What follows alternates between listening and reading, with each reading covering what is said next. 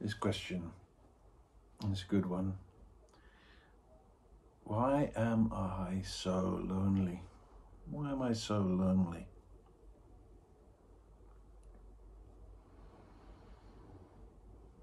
Now, of course, being alone is not the same as being lonely. There are plenty of people who are happy in their own company and never experience loneliness. And then there are those who perhaps live in a busy family or in a crowded community and yet feel desperately lonely. I went through a lonely phase once, and I realized a lot from this. And what it was that I saw that I'd have a kind of a feeling, and then a commentary would arise in my mind, and it would say something like, nobody in the whole world knows where you are right now, and no one in the whole world cares where you are right now. And then that would trigger this feeling of aloneness and loneliness.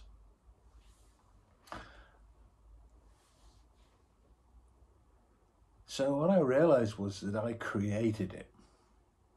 That feeling of loneliness, I created it. So then I got to thinking, okay, well, why? Why would I create something like that for myself? And then I realized was that the reason that people didn't know where I was that I hadn't told them. It was as simple as that. It wasn't that they didn't care. It wasn't that they wouldn't want to know. I just hadn't told them. And why hadn't I told them? And I realized that for myself, what I'd done was, because I was I felt shame and I felt guilt. I didn't want to be known. So I kept people away from me. And they took that as a go away signal. So they left me alone. And some of the time it fulfilled the purpose of not being known, which was okay. But then sometimes it came as loneliness. But the loneliness was not given to me by life. I created it. I create the feeling. And it serves a purpose. But not a very good purpose. And it's also expensive. Loneliness is always triggered by thought. You couldn't feel lonely without thinking.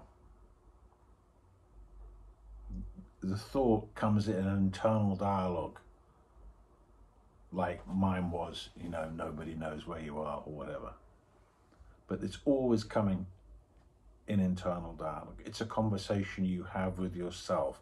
You make a characterization about life, and then you agree with it, and that releases a stored up emotion, a feeling. And then out of that feeling comes more thoughts in that brand, if you like. It's not a real thing. It feels certainly real, I know, but it's actually generated by your mind. What's the payoff in being lonely? Well, you don't get known. You can, it's almost like a punishment. Who are you speaking to when you're being lonely? You're sitting there being lonely. Whose fault is it that you're lonely? What are you saying by being lonely, and to whom are you saying it? I'm damaged. Whose fault is it that you're damaged? Who do you blame for that? Who do you hold responsible for that?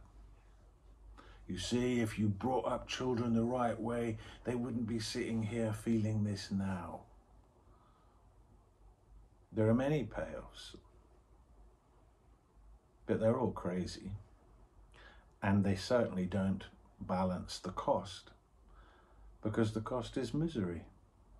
It's miserable being lonely. Someone might ask, well, what is the antidote to loneliness? What I've realized is that the antidote to loneliness is to make the effort to shatter your loneliness. I remember there was one time when I was in a supermarket feeling very lonely, and the guy, when he took my things, he was just so nice, very cheery and friendly.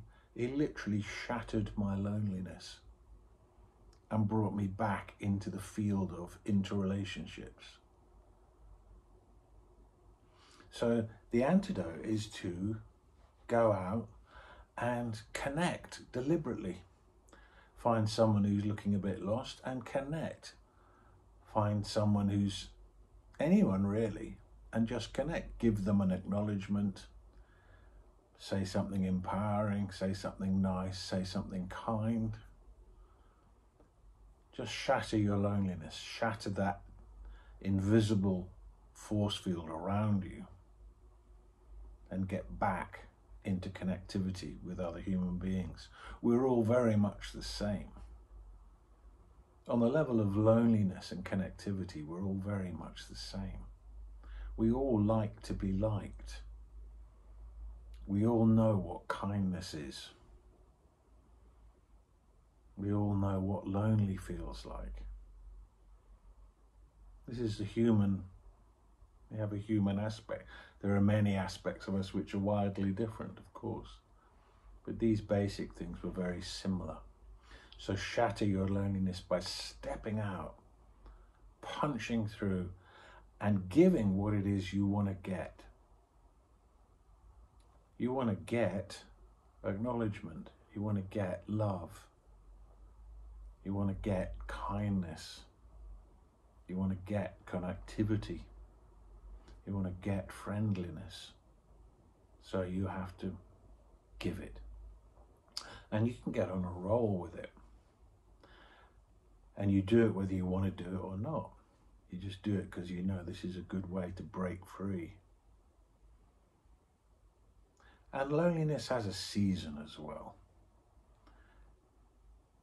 You know, it's like, I used to sing this Beatles song, live a long and lonely lifetime. If you want me to, I will. But you know what? Nobody wants me to live a long and lonely lifetime. And nobody does, and I certainly didn't. And you don't have to. That it's a mental thing. It's, supported by internal dialogue, and it's something you can deal with, you can get over. That actually you have to realize that you are lovable. And you know you're loving. And that's what's great about you. That whatever else you have going on, you're still lovable. You're still loving. You can still be kind. So use those powers to bring yourself away from your loneliness.